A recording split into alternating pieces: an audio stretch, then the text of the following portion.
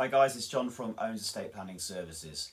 It's very common nowadays to find couples who have got together after at least one of them has had a child, and maybe they've gone through divorces each, and there's assets all over the place. It's a little bit confusing knowing how you're going to leave things, how you're going to look after your partner, how you're going to look after your children.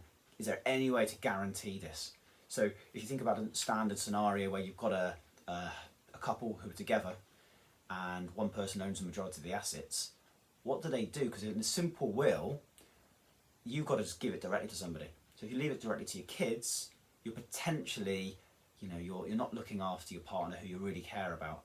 Or you leave it directly to your partner, and then you are just crossing your fingers like you wouldn't believe that partner, when they die, are going to do the right thing and leave it to the children. It's a really difficult scenario, and that's why mirror wills are not right. They're just not sufficient to use.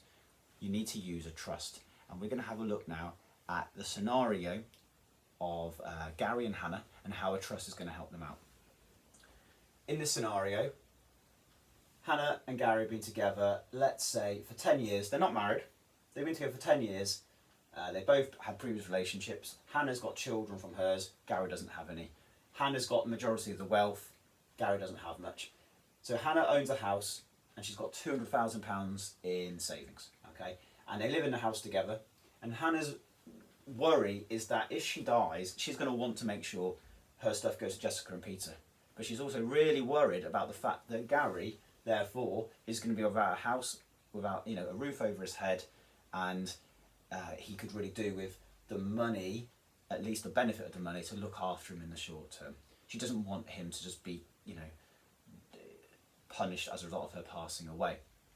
So, what normally would happen in the will, as you can imagine, standard will, she says, right, when I die, and goes to my kids. So it just goes in a straight line down there. It's all Jessica and Peter's. Now, Jessica and Peter could say to Gary, do you know what, Gary, we like you. The house is yours for the next 5 years or 10 years. We won't kick you out, we promise. We'll have the money, we'll get by on that, and the house is yours for 10 years, and you've got time to work out what you're going to do. They could, however, what was most likely, go, cheers, Gary, nice to see you, mate. Off you go. We want the house now. We want the money. That house is our family home. We've only known you for a few years. You're a nice guy, but at the end of the day, money talks. And in my experience, it's sad, but money really does talk. Money causes a lot of division in families that were getting on in the first place, let alone a scenario where you've got a kind of a stepdad figure who's just on the scene. So never ever rely on it's sad to say, but don't rely on the good nature of humans, because when it comes to money, I'm afraid that's few and far between. What Hannah needs to do is she needs to use a trust for Gary. A life interest trust will be the right one. And she says, right, when I die, rather than giving it to Gary, which I'm not going to do, rather than giving it to Jessica and Peter, which is not going to be any good for Gary, I'm going to leave it all into a trust, a life interest trust it's called. We'll put that L-I-T. And what that does is it allows Gary the right or the ability to use whatever's in it for the rest of his lifetime. For the house, essentially that's letting him live in it rent-free and without fear of eviction until he doesn't want it anymore. He could, if the trustees agree, because the trustees are going to be managing this. Trustees. He could, if the trustees agree, sell this house and buy a new one with the money. He could downsize if he wants to, and there'll be a bit more money in the bag of cash and less money in the house. He can essentially do whatever's the right thing for him, as long as the trustees agree. So this brings us on to the next point. The trustees are going to be whoever Hannah picks in her will, or at the time of writing her will. Now, the trustees could, in theory, be Jessica and Peter, which could be disastrous in terms of they don't like Gary, they might not agree to anything. But even then, worst case scenario, they cannot kick Gary out of the house. They could disagree and not allow him to sell it and buy a new one, but he's got the right to stay in there. Okay. When it comes to money, what Gary does have is the right to the income generated from that money. So if that £200,000 gets £5,000 a year in interest, all that interest is Gary's. And again, the trustees can't stop him. But if Gary turns around and said, look guys, we could get 10 grand a year from this if we put it in the right places. The trustees, if they really wanted to, if they was being awkward, for instance, they could turn around and go, no, sorry.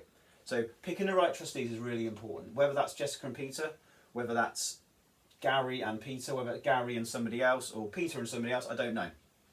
That's up to Hannah to decide at the time and making sure she's made the right decision. And hopefully whoever sets it up for her is really helping her make that decision, because it's a real big one not to be overlooked. So for the rest of Gary's lifetime, he can live off the income generated from the money, and he can live in the house rent-free. He could sell it all if he wanted to. The house could be sold, all the cash goes into one big thing. He could buy 3 properties, rent them all out, and all the income's his, and he could just rent a property himself. You could do whatever you want to, essentially. But the key thing is that at the end, the house, the money's worth 200,000, and let's just say the house is worth 200k as well. The key to this all is that when Gary does die, so let's just show the trust, the money goes into the trust, the money goes up to Gary, a bit like a loan. That's the easiest way to think about it, kind of like a loan. When he dies, it goes back down there, and then it's going to come in its equal shares to Peter and Jessica. The key rule, okay, for this trust is that when Gary's gone, that 400,000 still needs to be there. So it might be in different formats. It might be in 4 flats by this point, each worth £100,000. As long as there's 400k in total coming down here to Jessica and Peter, that's really all the trustees need to worry about. What they can't do is say, oh yeah, Gary, yeah, you just have that £200,000, off you go, and then he dies and you go, hang on, where's that 200k gone? That's not allowed. That's not the role of the trust. The role of the trust is to let him benefit from it, but protect it ultimately for the benefit of the children. So that's why trusts are so great. They're so useful and flexible, and they allow to, when the scenario often in the past would look like there's no solution and what on earth are we going to do? I'm going to have to make a difficult decision here. Somebody's going to be thrown under the bus.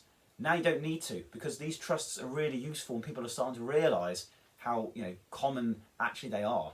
And rather than rule them out and just go for a straightforward will, they actually open themselves up and go, and tell you what, this trust suddenly solves all of my problems in one go. So a life interest trust can be really useful, particularly when you're a couple and one of you've got kids and one of you hasn't. It can also be used if there are both kids as well. That'll be for another video.